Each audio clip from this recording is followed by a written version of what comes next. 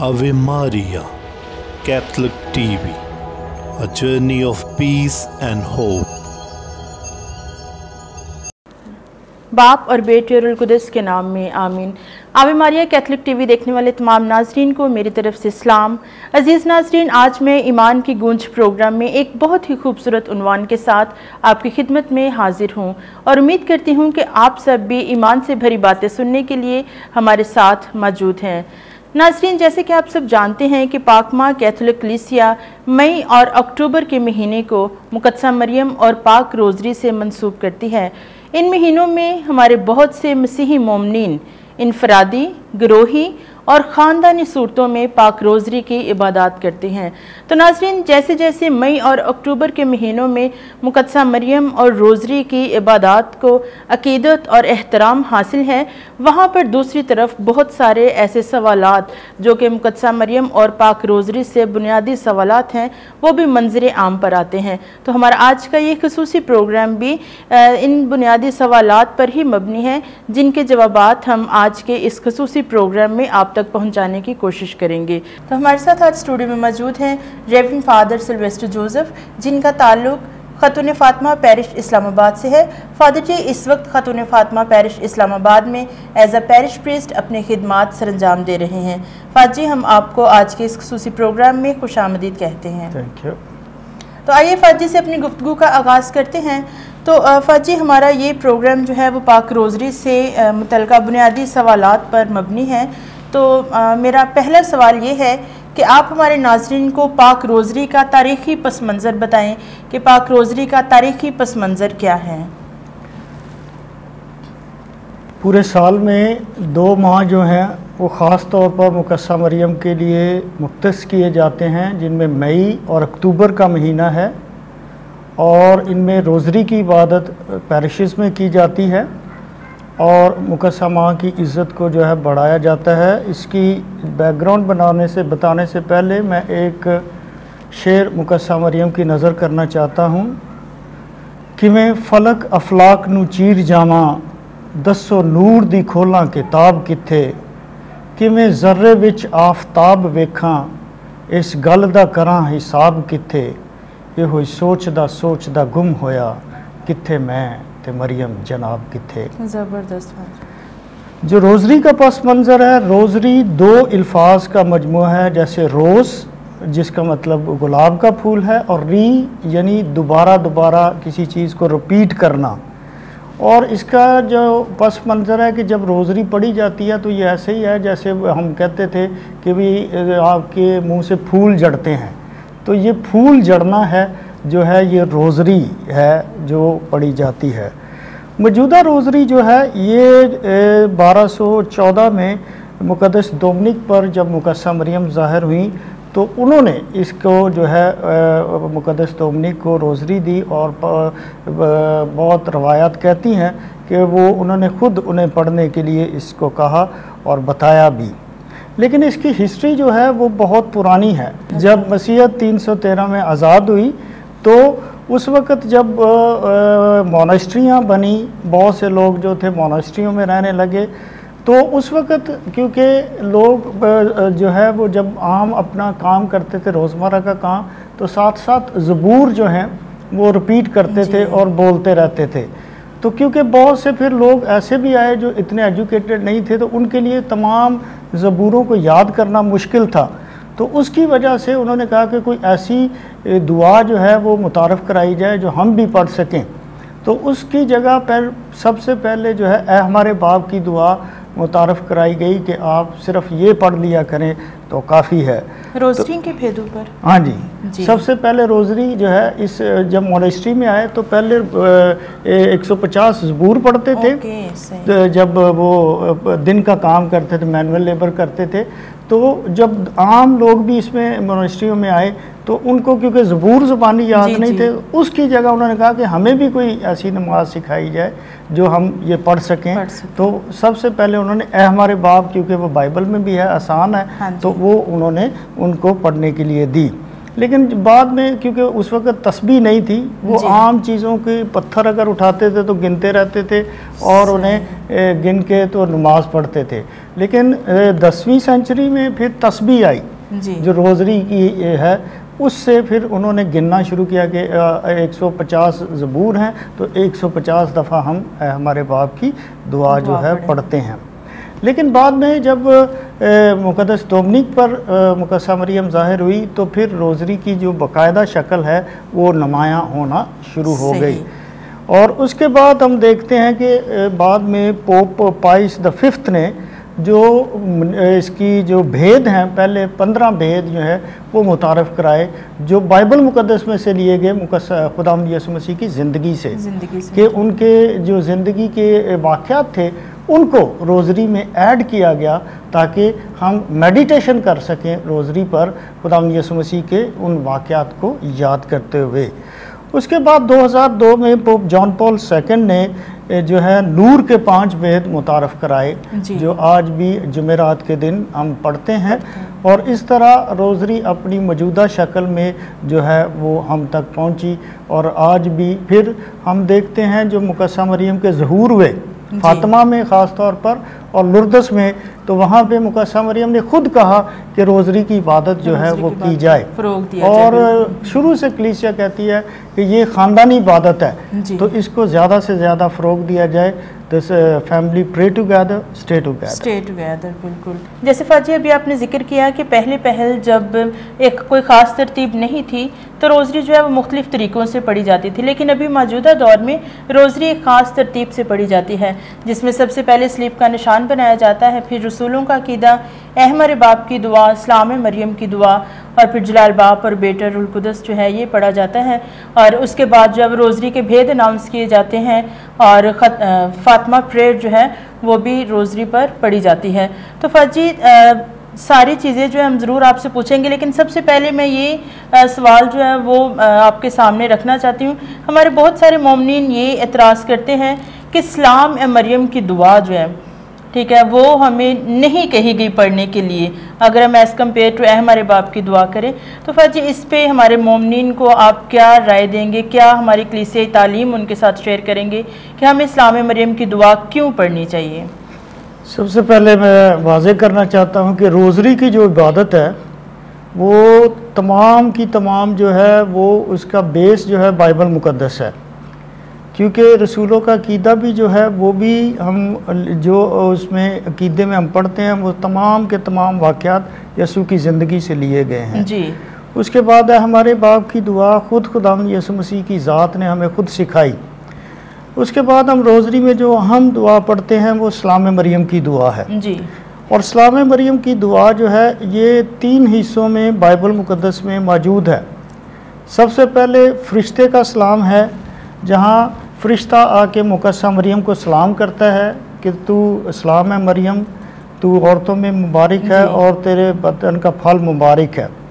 तो ये तो पाकलाम में लिखा हुआ है और फ़रिश्ते ने खुद आके मुकद्दसा मरियम को ये कहा और वही इस्लाम हम दोबारा दोहराते हैं। और फाजी कितनी खूबसूरत बात है कि जब हम जिब्राइल फ़रिश्ते के कहे गए अल्फाज जब दोहराते हैं तो इसका मतलब हम भी फ़रिश्तों के रुतबे पर जाकर जो है वो सलाम पेश करते हैं। तो ये बड़ी खूबसूरत बात है और हमें मां मुकद्दसा मरियम की दिल से इज़्ज़त करनी चाहिए और उन्हें दिल से सलाम पेश करना चाहिए। और इसमें मैं ऐड करना चाहता हूँ कि बाइबल मुक़द्दस में किसी इंसानी ज़ात को फ़रिश्ते ने इस तरह सलाम पेश नहीं किया जिस तरह मुकद्दसा मरियम को किया। तो इसलिए इस्लाम मरियम का पहला हिस्सा फ़रिश्ते के वही पैगाम सलाम है जो मुकद्दसा मरियम को पेश किया। इसका दूसरा हिस्सा जो है वो मुकद्दसा लिसबात के अल्फाज हैं कि तू औरतों में मुबारक है और तेरे बतन का फल मुबारक है। जब वो मुकद्दसा मरियम मुकद्दसा लिसबात से मिलने गई तो वो अल्फाज जो मुकद्दसा मरियम के बारे में कहे गए मुकद्दसा लिसबात ने कि तू औरतों में मुबारक है और तेरे बतन का फल मुबारक है, उसको हम याद करते और दोहराते हैं। और तीसरा जो इसमें जो अहम जुज़ है मुकद्दसा मरियम की दुआ में वो है कि हम गुनाहगारों के वास्ते दुआ कर अब और हमारी मौत के वक्त आमीन। ये हम सिफारिश तलब करते हैं मुकद्दसा मरियम से, क्योंकि मैं इसकी बेस बताना चाहता हूँ। अगर जो लोग इस पे एतराज़ करते हैं वो ज़रूर पढ़ें। ज़िक्रिया उसका 8 बाब 23वीं आयत में यूँ लिखा है, मैं आयत पढ़ के सुनाता हूँ कि रब्बुल फवाज़ यूँ फरमाता है, उन दिनों में यूं होगा कि कौमों के मुख्तलिफ ज़बानों के 10 आदमी एक यहूदी मर्द का दामन पकड़ेंगे और कहेंगे कि हम तुम्हारे साथ चलेंगे क्योंकि हमने सुना है कि खुदा तुम्हारे साथ है। यानी आखिरी दिनों में 10 गैर कौमों के लोग एक यहूदी मर्द का पल्ला पकड़ेंगे और कहेंगे कि क्योंकि खुदा तुम्हारे साथ है, हम तुम्हारे साथ चलेंगे। तो वो तो गुनाहगार आदमी है, लेकिन यहाँ तो खुदा खुद कहता है कि तू चुनी हुई है। तो उसकी पाकीज़गी को देखकर हम ये सिफारिश तलब करते हैं कि एक तो यहूदी नस्ल से, फिर दायमन कवारी, फिर खुदा की चुनीदा, और फिर खुदा की माँ होते हुए हम उससे ये सिफारिश तलब करते हैं कि हम गुनाहगारों के वास्ते दुआ कर। अच्छा, तो इस तरह ये तीनों जो मैंने बताया कि पहले फरिश्ते का सलाम इसमें ऐड है, मुकस्सा लिसबात के अल्फाज हैं, और फिर पुराने अहदनामे से आयत लेके हम साबित करते हैं कि ये क्यों हम आखिर में कहते हैं कि हम हमारे लिए दुआ की जाए मुकस्सा मरियम से, क्योंकि मौजूद है कि एक यहूदी जो है उसके 10 लोग उसका जो है दामन पकड़ेंगे और कहेंगे कि मैंने सुना है कि खुदा तुम्हारे साथ है, हम तुम्हारे साथ चलेंगे। तो मुकस्सा मरियम तो हर गुनाह से पाक है, इसलिए हम उसका दामन पकड़ते और उससे सिफारिश तलब करते हैं। फाजी, इसी से मुतल्लिक़ एक और बात भी शेयर करना चाहूँगी कि अक्सर लोगों को ये कहते सुना है कि जी हमें डायरेक्ट खुदा से जो है वो दुआ मांगनी चाहिए ना, हम डायरेक्ट खुदा से क्यों नहीं मांग सकते। तो यहाँ पर मज़ीद थोड़ा सा और हमारे लोगों के लिए वाज़िया करें कि हम माँ मुकद्दसा मरियम से सिफारिश तलब करते हैं। इससे पहले मैं अक्सर एक शेर मुकद्दसा मरियम की इज़्ज़त में पेश करना चाहता हूँ कि जो लोग कहते हैं कि हम सिफारिश तलब करते हैं, तो वो किसी पंजाबी शायर का बड़ा अच्छा शेर है कि इज़्ज़त मां दी वेख ज़मीन उत्ते यसू अरश ते शादमान हुंदा, ओदी इज़्ज़त ताज़ीम ते शान उत्ते करदा गिला ते नहीं हैरान हुंदा, इज़्ज़त मां दी उसनू पहुँचदी है ओदी ज़ात दा नहीं नुकसान हुंदा, सगो आए पनाह विच पापियां दे आखण नाल ओदे मेहरबान हुंदा। क्योंकि सिफारिश जो है वो बाइबल में खुदा ने जो है वो है शुरू से, क्योंकि डायरेक्ट हम मांग सकते हैं क्योंकि वो हमारा बाप है, लेकिन ये खुदा ने खुद जो है नबियों को, पैगंबरों को भेजा कि वो अपनी कौम के लिए शिफायत करते थे, और उनकी दुआ के वसीला से खुदा अपने लोगों को मुआफ़ करता था, उन्हें बख्शता था। पुराने अहदनामे में मूसा बहुत बड़ा किरदार है। जब भी बनी इसराइल अपने खुदा से फिर जाते थे तो खुदा का गज़ब उन पर नाज़िल होता था, लेकिन ये मूसा था जो खड़ा हो जाता था कि मेरा नाम किताब मुक़द्दस से निकाल दें लेकिन मेरी कौम को कुछ ना कहें। तो वो अपने कौम के लिए सिफारिश तलब करता था। और नए अहदनामे में डायरेक्ट हम मुकद्दसा मरियम पे जाते हैं। काना गलील के मौका में जब उनकी जिस शादी में मुकद्दसा मरियम भी थी, उनकी मैं घट गई, तो मुकद्दसा मरियम जानते हुए अपने बेटे को कहती है कि जो इनकी मैं घट गई है। अल्लाह खुदा यीशु मसीह कहता है हनूज मेरा वक्त नहीं आया, लेकिन फिर भी वो माँ के कहने पर करता है। और मुकद्दसा मरियम के अल्फाज बड़े खूबसूरत हैं कि जो ये कहता है वो करो। और जब उन्होंने जो यीशु ने कहा वो किया तो मौजज़ा हो गया। तो इसलिए मुकद्दसा मरियम ने अगर वहाँ पे उस ख़ानदान की इज़्ज़त को जो है बढ़ाया और कायम रखा, और उसकी सिफारिश से खुदावंद का हनूज वक्त नहीं भी आया था, फिर भी उसने मौजज़ा किया।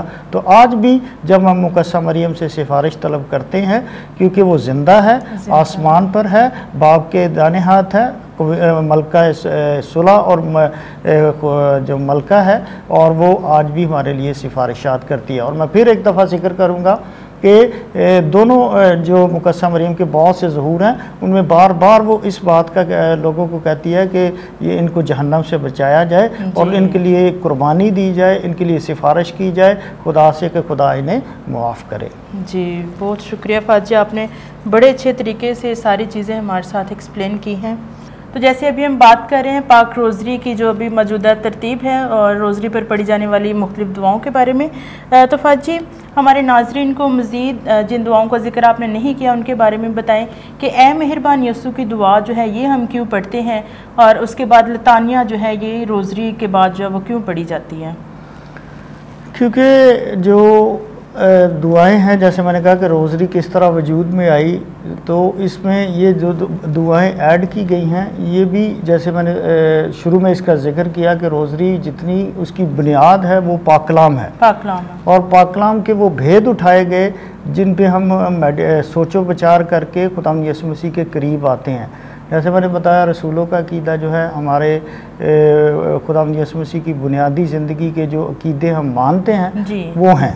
उसके बाद है हमारे बाप की दुआ, खुदावंद यीशु मसीह की ज़ात ने खुद सिखाई। इस्लाम मरियम का मैंने वाज़े किया कि ये तीन किस तरह हम पढ़ते हैं और इसका क्या मकसद है और ये कहाँ से ली गई है।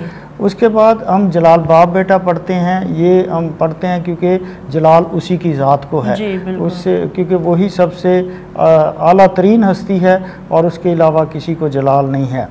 उसके बाद जो आपने दुआओं का जिक्र किया, ये जो जब मुकद्दसा मरियम की जो है ज़हूर हुए तो उनमें बहुत सी दुआएं लोगों ने इवेंट की और उन्हें जो है किया अपने रहम के लिए, खुदा से रहम मांगने के लिए, लेकिन मुकद्दसा मरियम की सिफारिश तलब की गई है। और ये जैसे मैंने पिछले सवाल में बताया भी कि सिफारिश जो है वो क्यों हम तलब करते हैं, क्योंकि आम यहूदी मर्द से अगर 10 लोग जो हैं बचाए जा सकते हैं तो मुकद्दसा मरियम कितने लोगों को बचा सकती है। तो इसलिए ये दुआएं जो हैं ये हमारे खुदा से रहम तलब किया गया है, और मुकद्दसा मरियम क्योंकि खुदा के सबसे करीब है तो इसलिए उससे ये दुआएं हम जो हैं पढ़ते और उससे रहम तलब करते हैं। और मैं वाज़े करना चाहता हूँ, जिस दुआ का आपने ज़िक्र किया, ये फ़ातिमा की दुआ है जो पढ़ी जाती है जब मुकद्दसा मरियम फ़ातिमा के मुकाम पर ज़ाहिर हुई, जो पुर्तगाल में है। और ये यहाँ तकरीबन 18 ज़हूर हुए मुकद्दसा मरियम के, और उस दुआ जो पढ़ी जाती है ये वहाँ से ली गई है। और लतानियाँ जो है पढ़ी जाती हैं, ये शुरू में हम खुदा से रहम तलब करते हैं, खुदाया रहम, मसीहा रहम, और उसके बाद खुदा के और मुकद्दसा मरियम के लक़बात हैं जो जिन्हें हम जो है पढ़ के तो उनसे जो है खुदा की से जो है पनाह मांगते और उसकी सिफारिश तलब करते हैं और अपने गुनाहों की मुआफ़ी जो है इसमें तलब करते हैं। तो नाज़रीन, अभी हमने पाक रोज़री का तारीख़ी पस मंज़र और रोज़री पर पढ़ी जाने वाली तमाम दुआओं के बारे में सीखा है। तो अभी फ़ाजी आप प्लीज़ हमारे नाज़रीन के साथ कलीसियाई तालीमात की रोशनी में मां मुकद्दसा मरियम की अक़ीदत के बारे में मज़ीद बातें जो हैं वो शेयर करें।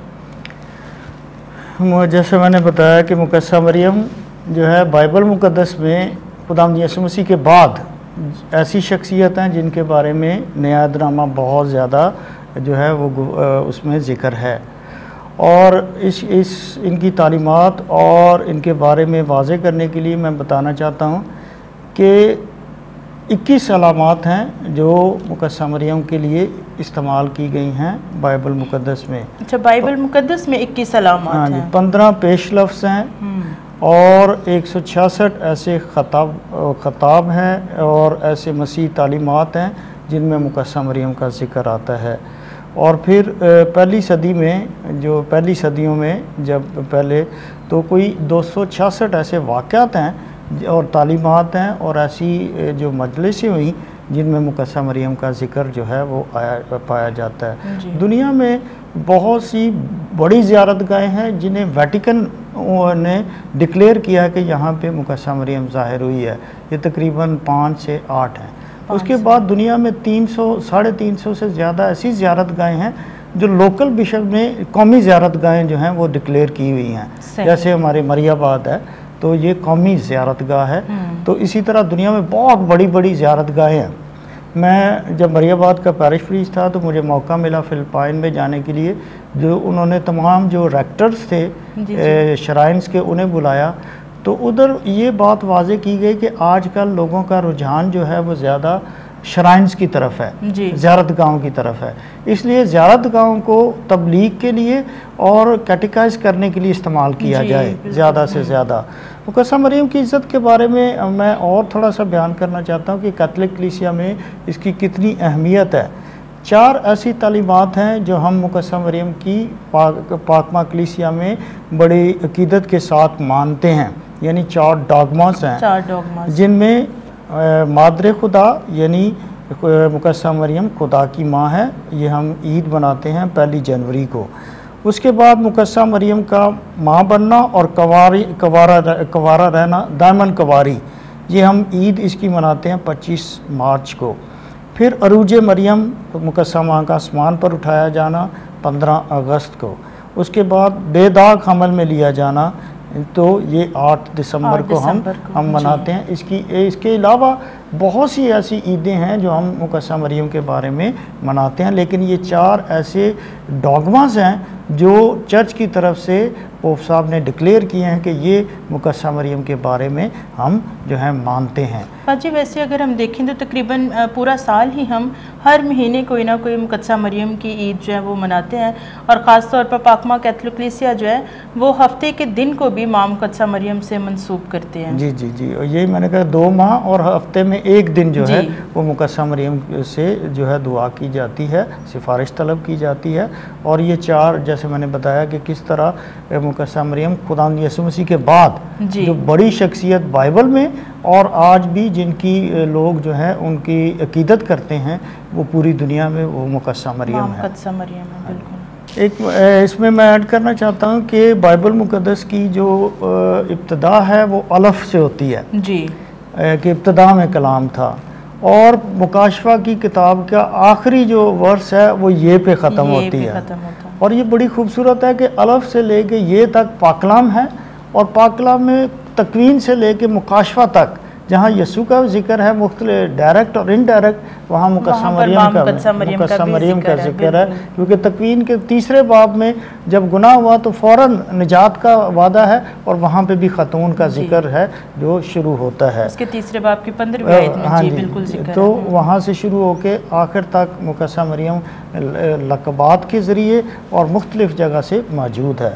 आखिर में क्योंकि मैं खुद मुकद्दसा मरियम का बहुत बड़ा सेवक हूँ, मानने वाला हूँ, मेरी अपनी ज़ात में बहुत से मोज़े मुकद्दसा माँ की वजह से हुए हैं, और आज मैं अगर प्रीस्ट हूँ तो मुकद्दसा माँ की सिफारिश से और उसकी दुआओं के वजह से हूँ। मैं अपनी यंग एज में मरियाबाद का पैरिश प्रीस्ट बना, ये मुकद्दसा मरियम की देन है, और मैंने अपनी ज़िंदगी में रोज़री की इबादत को बहुत अहम जो समझा। आज भी मैं अक़ीदत के साथ मुकद्दसा माँ की रोज़री पढ़ता हूँ, और उसी के वसीला से खुदा मुश्किलातों से निकालता है और आगे बढ़ने की तौफीक देता है। और मैं यही सीखता हूँ मुकद्दसा मरियम से। आखिर में ये कहना चाहता हूँ कि आस रख माँ मरियम ते, वो झोली तेरी भर देगी, तू रास्ता पूछ के देखते सही, वो मंजिल लेरे कर देगी। Thank you. जी आपने बहुत खूबसूरत तरीके से हमें हमारे बहुत से सवालात के जवाबात जो है वो भी वाज़ेह किए, और सबसे बढ़ के जो आपने अपनी ज़ाती गवाही देकर जो है वो आखिर में हमारे मोमिनीन को रोज़री से मुतल्लिक़ एक बहुत गहरा पैगाम जो है वो दिया है, और साथ साथ आपने मुख्तलिफ़ अशार के ज़रिए भी हमारे मोमिनीन के लिए माँ मुकद्दसा मरियम की इज़्ज़त को वाज़ेह किया है। तो आपका बहुत शुक्रिया कि आपने हमारे लिए वक्त निकाला और इस खूबसूरत मौजू पर जो है वो हमारे मोमिनीन के साथ बातचीत की। फाजी आपकी तशरीफ़ आबरी का बहुत शुक्रिया। बहुत शुक्रिया। तो जी नाज़रीन, कलाम मुक़द्दस में भी दर्ज है कि देख अब से लेकर हर ज़माने के लोग मुझे मुबारक कहेंगे। जी बिल्कुल, माँ मुकद्दसा मरियम हमेशा से हर ज़माने में मुबारक थी, मुबारक हैं और अबद तक मुबारक रहेंगी। काबिल गौर बात यह है कि जिसे खुदा ने खुद मुबारक ठहराया है उसे हम भला कैसे रद्द कर सकते हैं। तो आइए नाज़रीन, आज अहद करें कि हम माँ मुकद्दसा मरियम की दिल से इज़्ज़त करेंगे, रोज़री पढ़ें और ख़ानदानी रोज़री को ज़्यादा से ज़्यादा फ़रोग़ दें। यहाँ पर मैं पोप पाइस नहम की एक कोटेशन कोट करना चाहूँगी। वो फरमाते हैं कि रोज़री तमाम तकलीफ़ों और मुसीबतों को दूर करती है और बहुत से ख़ास फ़ज़ाइल से भरपूर करती है। प्रोग्राम के आखिर पे मैं शुक्रिया अदा करना चाहूँगी अपने डायसिस के छुपाने वाला फ़जीलत माब arch bishop doctor Joseph Arshad का, जिनकी बदौलत हम आवे मारिया कैथोलिक टीवी की जानिब से कैथोलिक मसीही तालीमात जो हैं वो आप तक पहुँचा रहे हैं। इसके साथ ही अपनी होस्ट साइका फ़रियाद को इजाज़त दें। अपना बहुत ख्याल रखें। आवे मारिया कैथोलिक टीवी को ज़्यादा से ज़्यादा शेयर करें, सब्सक्राइब करें, ताकि हम सब इसके वसीले से अपने मसीही ईमान में मजबूत हो सकें। आप सबका बहुत शुक्रिया।